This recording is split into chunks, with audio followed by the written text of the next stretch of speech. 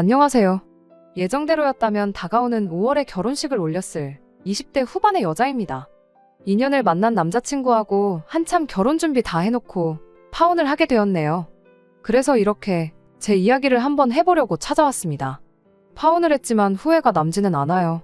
저희 어머니가 살아계셨다면 아마 잘했다고 칭찬을 해주셨을 겁니다. 저희 어머니께서 저 어릴 적의 병으로 일찍 세상을 떠나셨거든요. 제가 맨 처음 결혼 이야기를 꺼냈을 때 저희 아버지는 엄마 없이도 이렇게 훌륭하게 잘 자라줘서 고맙다며 눈물까지 보이셨어요. 그런데 이렇게 파혼하게 된 게 죄송할 따름이긴 합니다. 저는 대학교 졸업 후에 곧바로 취직을 했고 그 뒤로 독립해서 쭉 혼자 살아왔어요.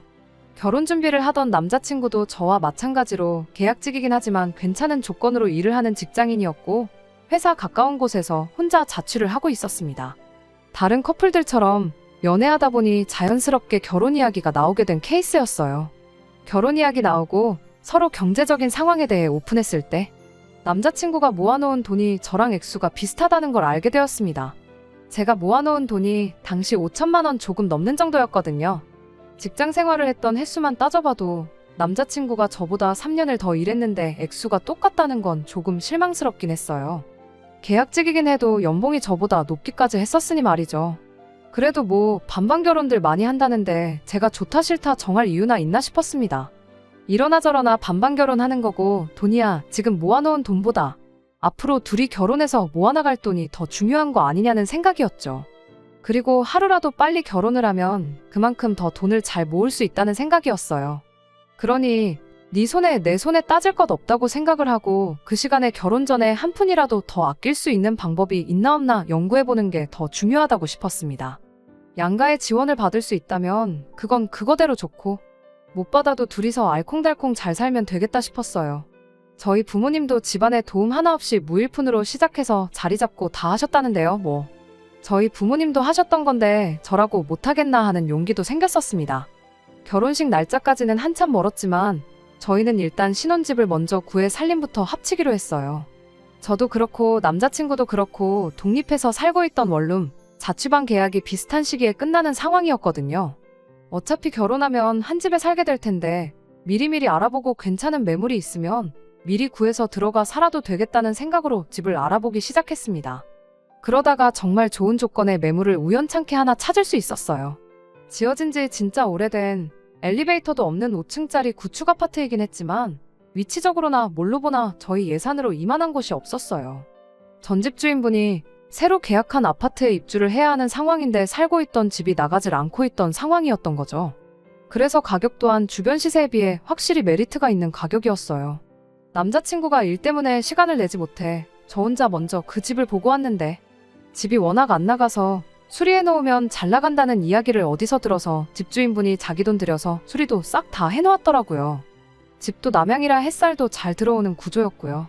대로변이 가까워서 주변 치안도 괜찮아 보였고 조금 오래되었다는 것 빼고는 신혼집으로 더할 나위 없이 좋아 보였습니다.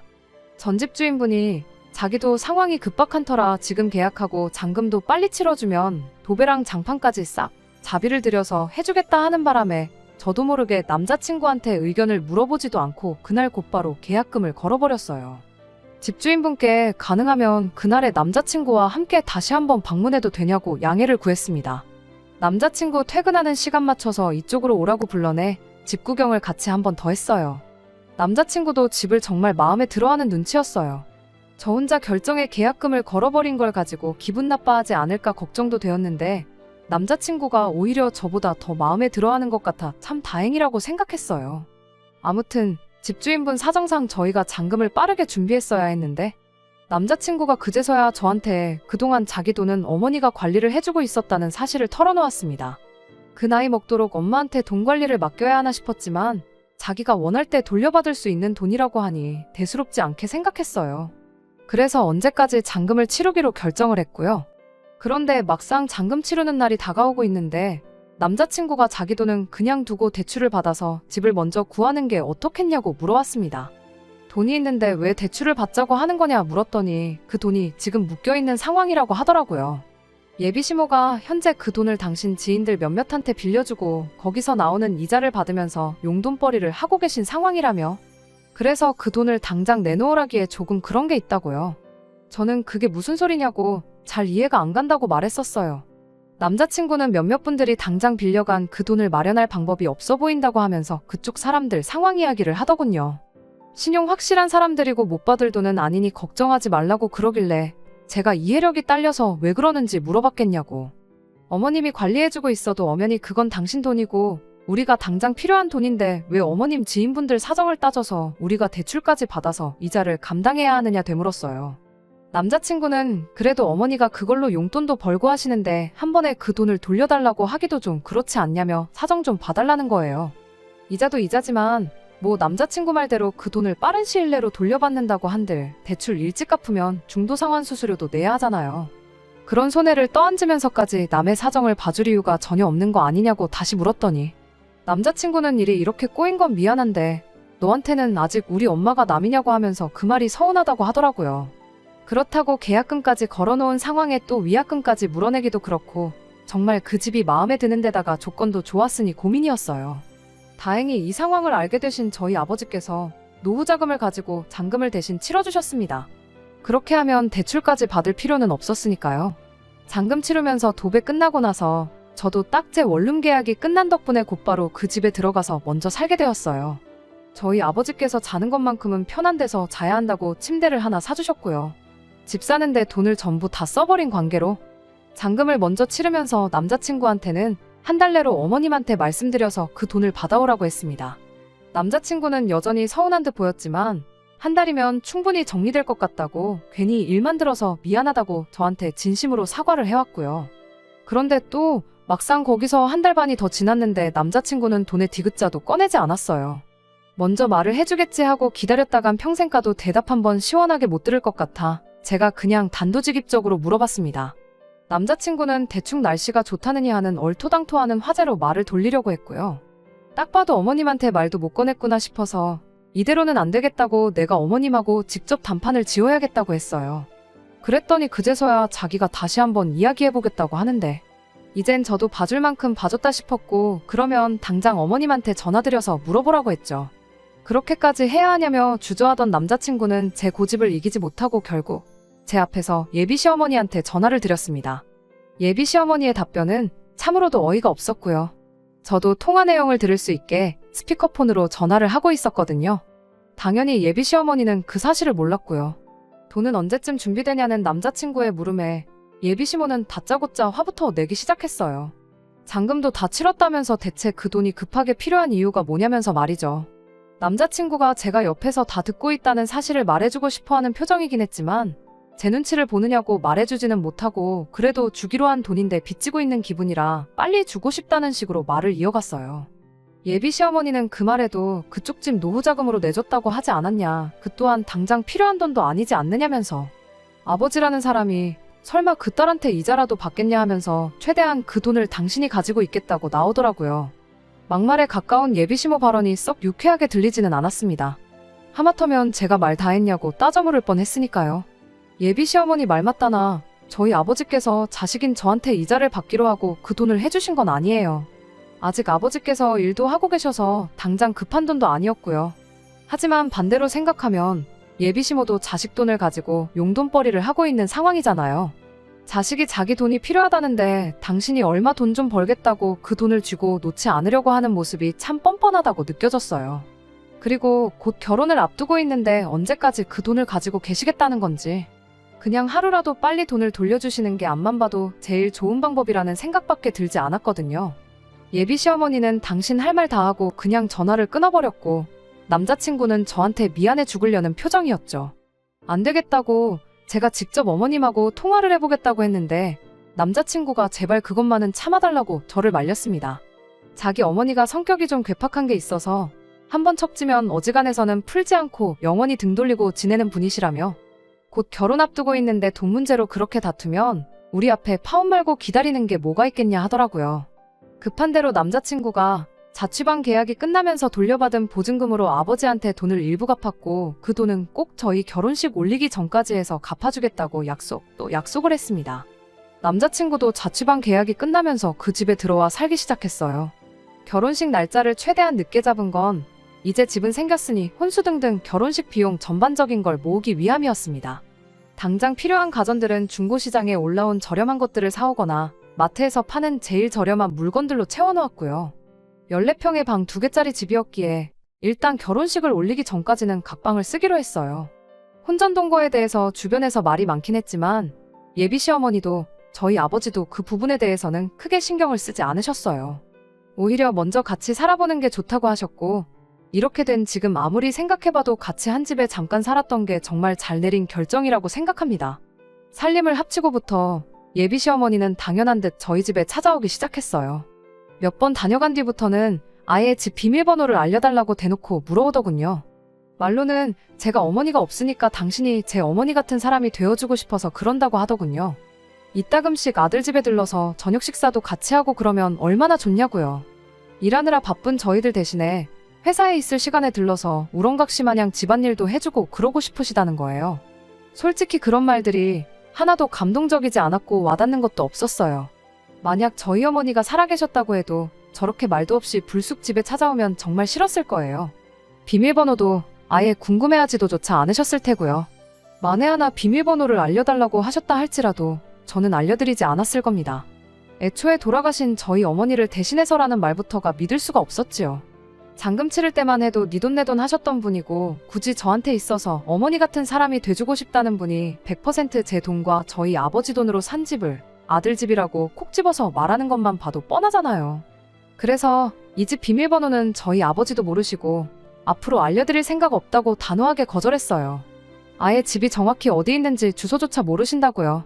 제 대답에 예비 시어머니는 대수롭지 않게 그러냐 알겠다고 대답했지만 정작 그렇게 포기한 척하고 돌아가서는 누가 이기나 보자는 식으로 나왔습니다. 밤낮을 가리지 않고 저희 집을 찾아와 초인종을 눌러대기 시작했으니까요. 어쩔 때는 밤 11시가 넘어서 찾아온 적도 있었고요.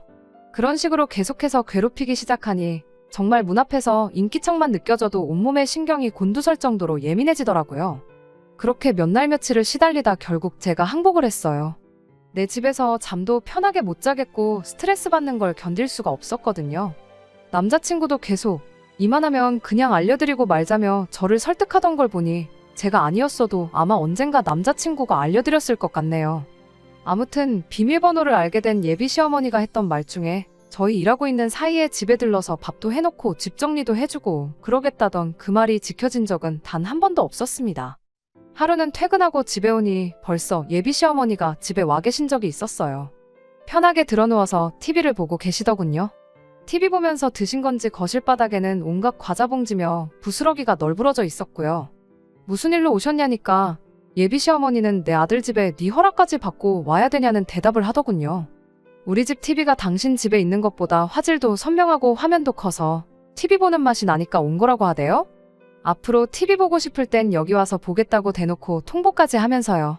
원래는 저희들 퇴근하기 전에 가려고 했는데 시간이 벌써 이렇게 됐다며 이참에 저녁도 먹고 가야겠다고 저보고 아들 퇴근 시간 맞춰서 밥도 준비하라고 하더라고요.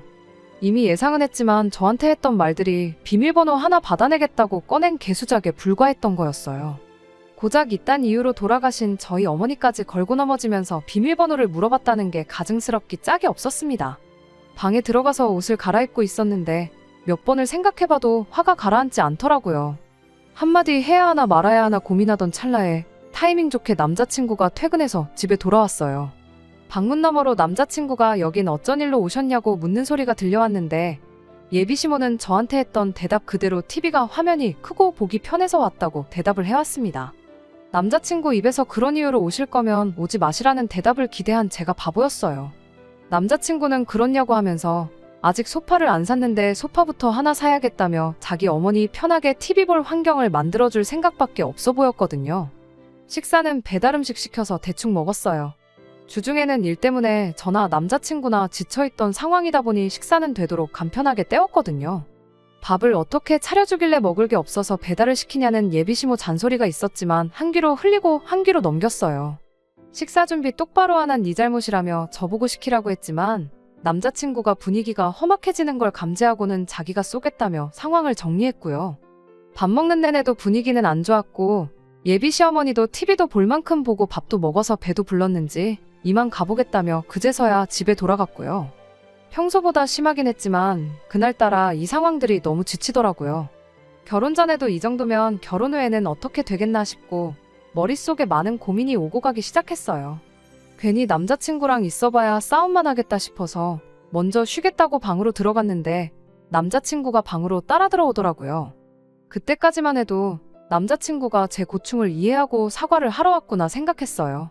그래도 미안하다는 말 한마디 들으면 그날 예비시모랑 있던 일은 있고 남자친구와 허심탄회하게 앞으로에 대해서 상의를 해볼까 하는 생각이었습니다. 하지만 남자친구는 그런 제 기대를 다 무시하고 대뜸 우리 집 TV를 떼서 엄마 집에 설치해주면 어떻겠냐고 하더라고요. 어차피 우리가 TV를 잘 보는 사람들도 아니고 보고 싶은 거 있으면 핸드폰으로 보면 되는 거 아니냐고요. 막말로 우리 집 TV가 몇백만 원 하는 대기업 TV도 아니고 그냥 마트에서 파는 제일 싸구려 TV 아니겠냐고. 이참에 싸구려 TV 하나 포기하고 생색 좀 내면서 엄마한테 점수 좀 따면 되는 거 아니냐대요.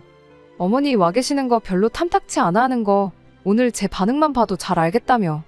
그러면 우리 집 TV를 가져다가 엄마 집에 설치해주면 어머니도 이렇게 TV 보러 빈집에 들락거릴 일도 없을 테고 그러면 너는 엄마가 안 와서 좋고 어머니도 좋은 TV 하나 생기는 거니까 좋은 거 아니냐고. 둘이 서로 윈윈하는 거라며 말도 안 되는 궤변을 늘어놓기 시작했습니다. 그 말을 들으니 그날 하루는 물론이고 이전부터 참아왔던 것들이 한 번에 다 터져버리더라고요. 좋게 풀고 넘어갈 생각은 이미 진작에 사라지고 없었고요. 그게 당신 어머니만 좋은 거지 어딜 봐서 서로 좋은 거냐고요. 그리고 자꾸 우리 집 TV, 우리 집 하지 말라고 했어요. 막말로 이 집에 네 돈 들어간 게 뭐가 있다고. 내 집을 두고 왜 자꾸 우리 집 거리느냐고요. TV 하나 놓아드린다고 안 오실 분이었으면 진작에 안 오셨을 거 아니냐고. 그리고 네 돈으로 이자 받아서 용돈 벌고 계시지 않냐. 벌써 그때부터 몇 달이 지났는데 그 돈으로는 대체 뭐 했길래 마트에서 파는 싸구려 TV 하나 장만 못하고 결혼도 안 한 예비 며느리 집까지 쳐들어와서 시어머니 대접을 받으려고 하냐고 쏘아붙였습니다. 다음번에는 에어컨이 시원해서 좋다. 침대가 편해서 좋다 하면서 내 집 살림 다 어머니한테 가져다 바치고 그때가 돼서 못 오게 할 거냐고. 저는 그렇게는 못하겠고 이제 더는 못 참겠다고 한마디 했어요. 살림살이 가져다 바칠 생각하기 전에 그냥 깔끔하게 전화 한 통 드려서 그만 좀 오시라고. 이대로 가다간 결혼하기 전에 파혼당할 판이다 한마디 해주는 게 뭐 그렇게 어려운 일이냐 따졌네요. 저도 말이 조금 심하긴 했지만 여태껏 반년 가까운 시간 동안 좋게 넘어가서 좋은 꼴 본 적이 단 한 번도 없으니 이 정도면 충분히 설명이 되었을 거라 생각했는데 남자친구는 오히려 저한테 화를 내더군요. 연애하는 동안 한 번도 다툰 적이 없었는데 그동안 자기도 불만이 많았다면서 기분 나빴던 일들을 늘어놓더라고요. 돈을 준다고 하는데도 뭐 우리 엄마가 내 돈 떼먹을 것처럼 말했다던 것부터 비밀번호 그거 알려드리는 게 뭐가 어려운 일이라고 지은 지 30년도 더 된 아파트 가지고 그렇게 생색이냐면서 말이죠. 시어머니랑 사이가 안 좋으면 어떻게 잘 지내볼 생각부터 해야지. 며느리가 돼서 어떻게 영 끊을 생각부터 하냐고 입에 개거품을 무는데 그쯤 되니까 오히려 마음이 홀가분해졌어요. 그래서 제가 남자친구한테 무슨 말 하는지 알겠다고. 그럼 얼른 가서 TV부터 설치해드리고 오라고 했습니다. 제가 자포자기한 걸 남자친구는 자기가 저랑 말싸움을 해서 이긴 거라 생각이라도 했는지 이내 표정이 싱글벙글해서는 TV 달아주고 엄마한테도 잘 말씀드리고 오겠다고 하더라고요. 남자친구가 TV 가지고 지 엄마 집으로 출발한 순간에 저도 행동을 시작했어요. 남자친구 짐이라고 해봐야 옷가지 몇 개에 지 돈 들여서 이 집에 가져온 거라고는 혼자 자취할 때부터 쓰던 옷걸이 몇 개가 전부였네요. 여행 가방이라도 있다면 거기다 담아줬겠는데 마땅한 게 없어서 커다란 쓰레기 봉투에다가 차곡차곡 담아줬어요. 현관문 밖에다 내놓으면서 이것도 가지고 가라고 대문짝만하게 써놓고 집 비밀번호도 바꿔버렸습니다. 아니나 다를까 몇 시간 지나니까 남자친구가 집으로 돌아왔어요. 밖에 놓여있는 쓰레기 봉투를 봤는지 비밀번호를 두들기기 시작하더라고요. 진작에 바꿔놓았는데 문이 열릴 리가 없었죠. 이제 이 집 근처에 얼씬도 할 일이 없는데 이웃들한테 그런 모습 들키면 쪽팔릴 것 같다는 생각이라도 한 건지 문 앞에서 모기만한 목소리로 문 좀 열어보라고 왜 그러냐고 대화 좀 하자고 빌기 시작하대요. 저는 문 앞에 서서 앞으로 볼 일 없으니까 경찰 부르기 전에 썩 꺼지라고 했죠. 혹시나 큰 소리라도 나서 늦은 시간에 이웃들한테 민폐를 끼칠 수도 있으니까 대꾸 정도는 해줬어요. 경찰 부른다는 소리에 놀라기라도 했는지 이내 바깥이 조용해졌어요. 한참 더 지나서 살짝 문 열어보니 쓰레기 봉투에 담아놓은 자기 짐도 챙겨서 사라졌더라고요. 이제 두 다리 뻗고 자면 되겠다 싶어서 방으로 돌아왔어요. 머릿속은 복잡했지만 마음 하나만큼은 후련했어요. 그런데 벼랑간 문을 두들기는 소리가 나더라고요. 남자친구 성격에 그 정도 깡은 없을 것 같고 보나마나 집에 가서 엄마한테 일러 바치고 엄마 모시고 집에 다시 쳐들어왔구나 하는 생각이 들었어요. 아니나 다를까 예비시모 목소리가 우렁차게 들리더라고요. 이젠 진짜 이웃들한테 민폐가 되겠다 싶어서 하는 수 없이 문 열어주고 집 안으로 들어오게 해줬습니다. 예비시모는 들어오자마자 다짜고짜 제 머리채부터 잡으려고 하더라고요. 가뿐하게 피해주고 이게 뭐 하는 짓이냐고, 진짜 경찰을 불러야 정신 차릴 거냐고 한마디 더 해줬어요. 집에 들어오게 해준 것도 괜히 이웃들 피해가게 하기 싫어서 문 열어준 거니까 뭐 대화로 풀어볼 생각일랑 그런 착각 같은 거 하지 말라고 했습니다. 파혼하겠다는 거야 지금 상황만 봐도 충분히 알았을 테니 그만하고 내 집에 나가주시라 한마디 해줬죠. 예비 시어머니는 내 아들 집에 들어왔는데 경찰은 무슨 경찰이냐며 큰 소리를 치기 시작했어요. 경찰 한번 불러보라고, 며느리가 시어머니한테 이렇게 하고 있으면 경찰도 너부터 잡아가지 나를 잡아가겠냐며 고래고래 소리를 치길래 아직도 정신 못 차리고 아들 집 타령을 하고 있냐고 한마디 해줬습니다. 이 집에 당신 아들 돈 들어간 게 뭐가 있다고 내 집을 자꾸 아들 집이라고 하느냐고, 아주 엄마랑 아들이랑 똑같다고 힘껏 비웃어주니 예비시모가 부들거리면서 다시 제 머리채를 잡으려고 달려들더라고요. 옆으로 살짝 피했더니 자기 힘을 못 이겨서 그대로 바닥에 고꾸라지는데 그제서야 남자친구도 저보고 이게 뭐하는 짓이냐며 소리를 치대요? 뭐하는 짓이긴 뭐하는 짓이겠냐고, 당장 니네 엄마 데리고 내 집에서 나가라고 소리쳤어요. TV 가져간 건 네 잘난 자취방 빼서 가져온 보증금에 몇 달 이 집에서 살았던 거 월세 낸 거라고 생각하고 그만 꺼지라고 남자친구에게도 한마디 해줬어요. 바닥에 고꾸라져 있던 예비시모가 일어나서 다시 또 제 머리채를 잡길래 저도 에라 모르겠다 싶어서 그 길로 예비시모 머리채를 붙잡아 버렸습니다. 힘으로 하면 누가 무서워할 줄 알았나 봐요. 남자친구가 아연실색해서는 자기 엄마 뜯어말리고 이대로 있다가는 더 험한 꼴 당하겠다 싶었는지 나중에 다시 이야기하자고 하고는 그제서야 내 집에서 나갔어요. 그 뒤로 남자친구한테서 몇 번 연락이 오긴 했지만 싹 다 무시해버렸어요. 답답했는지 저한테 문자를 다 보냈는데 이제 와서 다 늦었다는 것도 모르는지 잘하겠다. 어머니는 우리 집 근처에도 못 오게 하겠다는 후회만 섞인 반성문을 써서 보냈더라고요. 알고 보니 자기가 여태 모아놓은 돈도 어머니가 지인들한테 돈놀이를 해주고 있던 게 아니라 다 쓰고 없다더라면서 당장 주기로 했던 집값은 못 줄 것 같지만 앞으로 평생 어머니하고는 볼일 없이 지내겠다. 이런 식으로 꽤나 길게 써서 보냈더라고요. 그래도 반성문 써서 내민 정성을 봐서 답장은 해줬습니다. 내 마음 돌릴 생각은 추호도 없으니 다시 잘해볼 생각이라면 꿈 깨라고요. 그렇게 몇 번 강하게 나갔더니 얼마 전부터는 더 이상 연락도 오질 않네요. 그나마 덕분에 내 집 마련한 걸 위안 삼으려고 합니다. 아직 아버지한테 빌린 돈은 앞으로 제가 갚아야 할 돈이긴 하지만 요새 힘든 부동산 상황 속에서도 재개발 소식에 집값이라고 조금 오른 상황이라서 갚을 돈만큼은 아니지만 투자라고 생각하면 조금 이득을 봤으니까요. 돈이 다가 아니지만 그나마 이 집이 마음의 위로라도 되는 것 같아요. 결혼하기 전에 같이 살아보는 거 나쁘지 않은 선택이었다고 생각해요. 이혼한 게 흠도 아니라는데 그깟 몇 달 한 집에서 같이 지낸 게 앞으로 제 인생에 무슨 흠이나 되겠나 싶거든요. 이걸 저희 일부라고 받아들이고 진짜로 저를 위해주고 아껴주는 사람을 만나면 되는 일 아니겠어요? 결혼 전에 동거했다는 눈치가 무서워서 그냥 결혼을 해버렸다면 아마 100% 이혼했을 거고 그걸로 더 눈치 보고 살았을 거예요. 이혼보다 깔끔한 파혼이 100번 낫죠. 끝까지 들어주셔서 감사합니다. 오늘의 사연은 여기까지입니다. 구독과 좋아요, 알람 설정 부탁드리고 더 좋은 사연으로 다시 찾아뵙겠습니다. 감사합니다.